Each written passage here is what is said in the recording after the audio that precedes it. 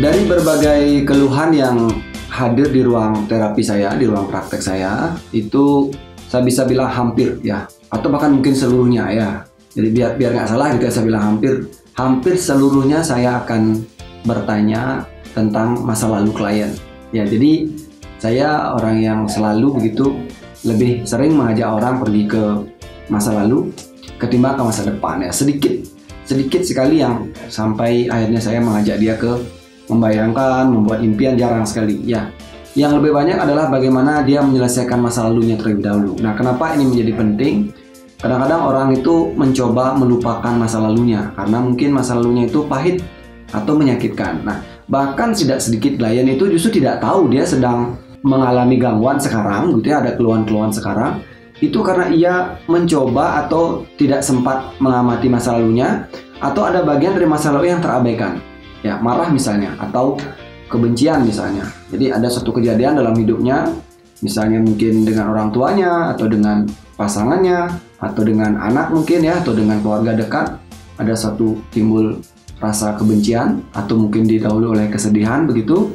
Tapi karena waktu itu ia tidak sempat memberi waktu atau memberikan ruang kepada emosinya, kemudian emosi itu terjebak. Nah, dari pengabaian itu ternyata ada suatu kondisi di mana dia kemudian memiliki suatu emosi tertentu, atau bilanglah karakter dibilang ya. Dia misalnya jadi pemarah, jadi gampang cemas, dan ini sangat tergantung dengan bagaimana luka-luka ataupun mungkin peristiwa yang dialami di masa lalu.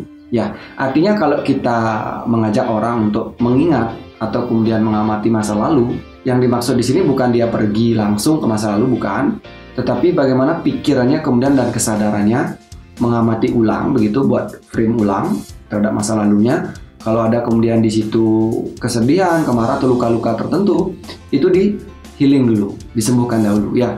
Nah, kalau orang itu berangkat atau beranjak karena rasa sakit di masa lalu, kemudian dia bergerak terus ya, menghindari masa lalunya itu akan menimbulkan rasa sakit yang tidak pernah berhenti. Ya, seperti ada luka yang terabaikan. Saya luka di tangan saya ini, karena saya takut dengan luka ini, saya tidak mau obati, lalu kemudian saya alihkan. Nah, pengalihan ini justru sangat berbahaya. Nah, karena apa?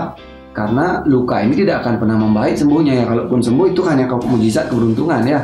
Tapi kalau dia nanti kena luka, kena kotor, kena infeksi, itu justru akan membuat lukanya semakin berat. Nah, melangkah dengan luka yang terabaikan ke masa depan atau berada di masa kini, itu tidak akan mungkin membuat kita merasa nyaman, tidak akan mungkin membuat kita merasa damai dan bahagia.